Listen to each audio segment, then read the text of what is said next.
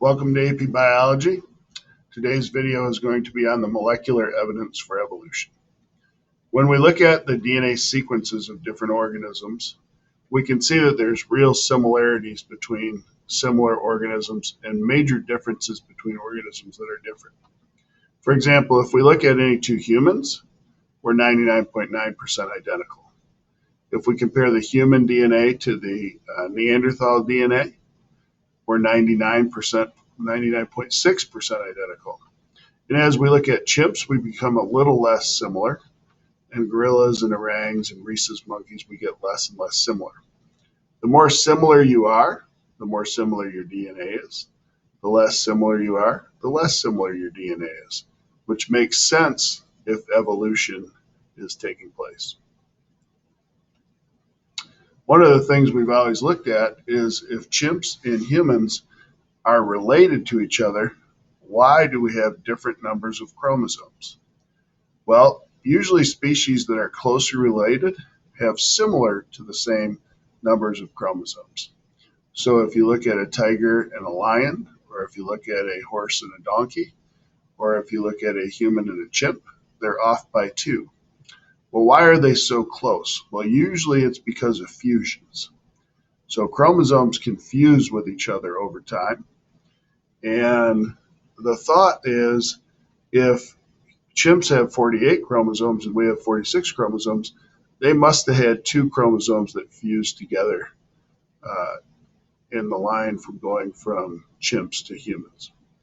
And we now know exactly where that fusion took place. If you look at chromosome 2 of a human and chromosome, what we now call 2A and 2B, it used to be called chromosome 12 and 13. But if you look at 2A and 2B, you can see that there was a fusion. Matter of fact, in the human chromosome, we have a centromere right where the centromere is in chromosome 2A in the chimp. And there's a centromere that's non-functional in humans, where the other centromere was in the other chromosome. And all of the lines on the top half of our chromosome match up perfectly with the other chimp chromosome, and so do all of the lines down below.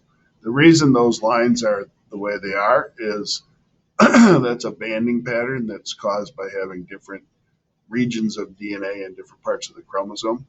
When you actually look at the genes on the chromosome, where those genes are on the chimp and the human chromosomes match up perfectly.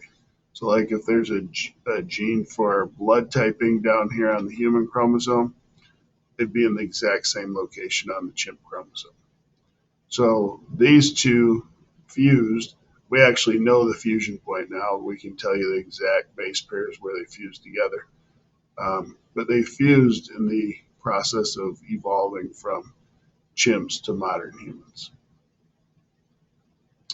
We have a lot of amino acid similarities between chimps and humans. And as you become less and less related, you have less and less similarities, which just makes sense.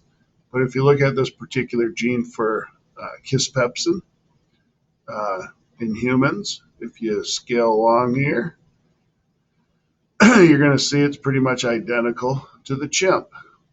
I think there was one difference I saw right here.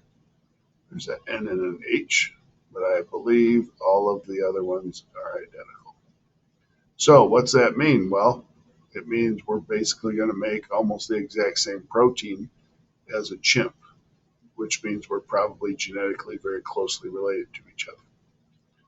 You can see that there's some differences here when we start looking at like cattle and sheep and rats and mice. But even organisms that are pretty far apart, like a human and a fruit fly, if there's a particular gene that codes for something like, say, in cell respiration, we will still have real similar traits. It might not be identical. You can see that there's 6 amino acids here that are different between humans and fruit flies, but there's also a crap load of them that are identical to one another. And so that's from that common ancestry. All the animals kind of having a common ancestry all the way back to the earliest animals.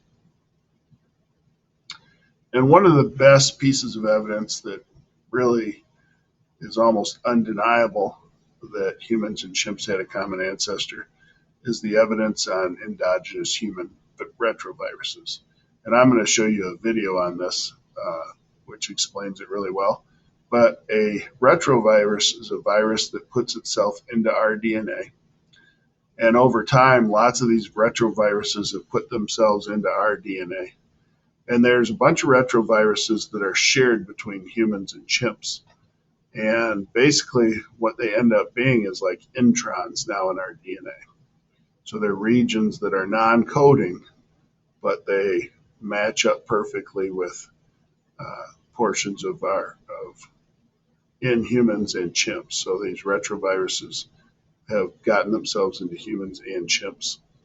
And the video we watch is very good evidence